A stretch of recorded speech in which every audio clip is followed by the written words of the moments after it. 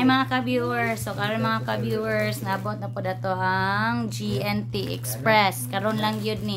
Gikan ni sa ato ang TikTok shop mga ka-viewers. So karon mga ka-viewers, naabot atong order nga bag. So nablihan na nako ko ganiha. So mo ni ato ang order mga ka-viewers nga bag. So i-open if indot pa ni siya nga bag.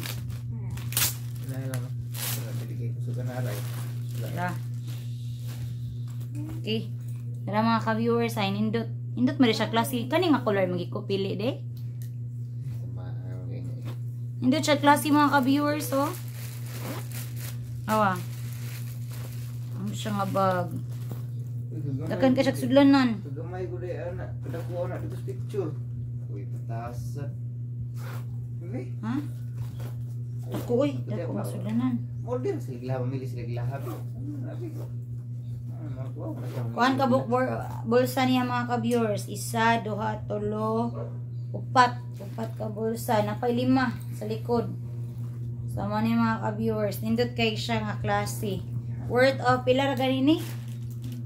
Worth of 267. 167 na niya siya mga ka-viewers. So, nindot kayo. Bye-bye. Thank you. God bless. Nabot na mo ang bag. Ikan sa TikTok shop. Thank you, TikTok shop. And nabot na mo order for 1 week. Bye!